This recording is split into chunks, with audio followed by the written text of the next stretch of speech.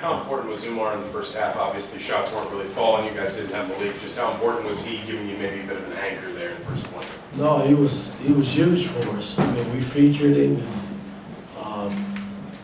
and he responded big time. I mean, he made some shots over the top of the big 7-footer that they had, who's, I think, a hell of a player. But I thought that the start of the second half, it was all Mac that opened the doors for us. We couldn't make threes. We had good looks the first half, but he started the run, and Goody made some, and I think Gallo made one. So I mean, it was fitting that we got back to making some threes that we needed it tonight. Tom and then Josh. Mike, in your time here, you've watched this Penn State team just sort of obliterate you from three. And tonight, they went 30 minutes without hitting one, only made three all night. Can you talk about your preparation for that and just how you guys handled that? Well, again, I mean, we knew, they coming into this game, they were averaging 88 points a game. I mean, that's a lot of points. And first half, they got 26 of their 29 points in the paint, which we didn't feel good about that, but we at least took the three ball away. And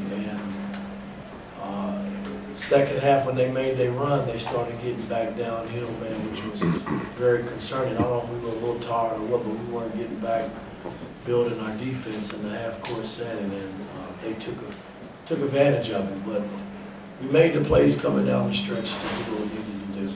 Josh and Rabbit. Coach, although he didn't fill the stat sheet, Miles seemingly had a good day. You wanted him to turn into that true point guard. Have you seen him develop into that? He's doing a fine job. I mean, he's still learning. Trying to figure me out, trying to figure his teammates. I mean, everybody on this team, we're still trying to figure it out, man. It's a day-to-day grind, practice and then leading into the games, man. There's a lot of work that's got to be put in to make sure these cats are doing what they're supposed to do. Rabbit and Seth. Yeah, Coach, that first 4 minutes of the second half, I think it was 15 points you guys scored.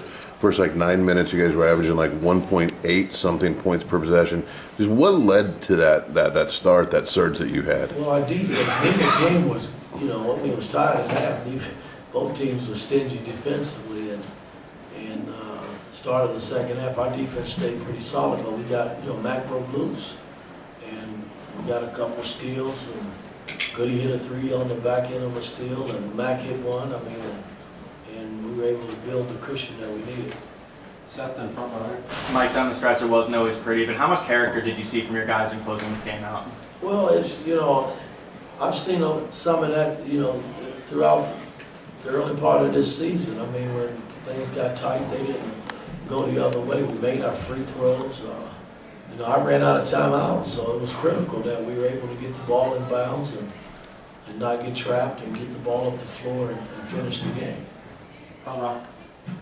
So, Coach, can you just talk about this overall experience having this game here at the Palestra today? Pretty special, man. It's the first time I've been in this building. This building was built in 1927, and there's a building in Indianapolis, Indiana called Hinkle Fieldhouse, which was built in 28. And I thought Hinkle was the oldest building going, but boy, it's special when you walk around this arena and you see all the people who played a major part in teams that have played in this building.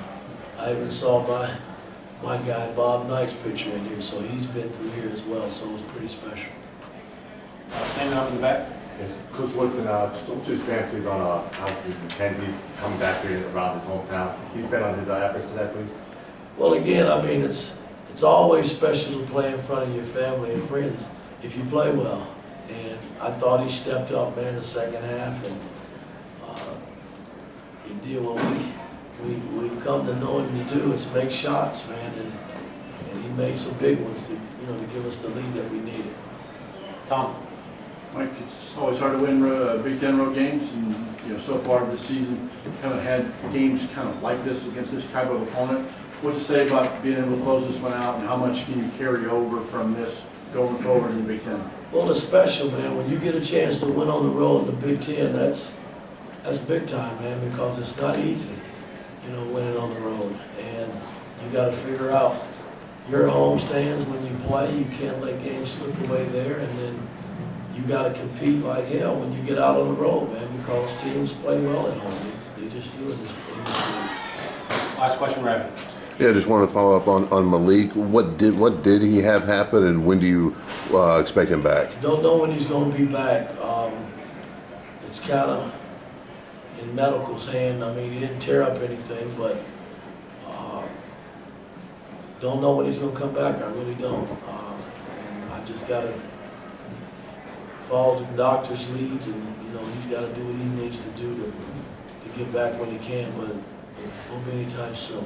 But no structural damage, as far as what you've heard from the medical As people. far as I've heard, yes, no. Thanks, Coach.